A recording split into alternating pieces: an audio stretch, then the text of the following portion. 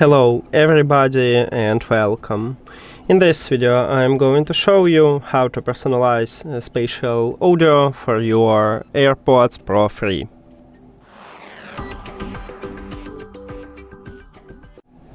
You have to start by Open Settings, and your headphones should be connected with your phone. If they connected, you will see headphones line at the top in the settings. Tap at that line. And then we need to find spatial audio. Scroll down. Right here we have spatial audio, and here's personalized spatial audio. Tap at that line. Now, if you use your earbuds, remove them from your ears. Then click Personalize Spatial Audio. Click Continue, and firstly, when you click Continue, you need to hold your phone straight to your face.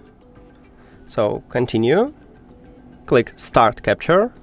And now hold your phone straight to your face, and after that move your head to the left and to the right.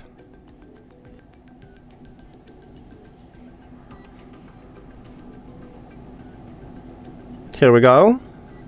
Now we need to wait a bit, then click Done, and we did it. Now we have personalized spatial audio set to 1. So, you can tap on it and disable it. Click Stop using personalized spatial audio, and then you can repeat this test. That's it. Thank you for watching this video.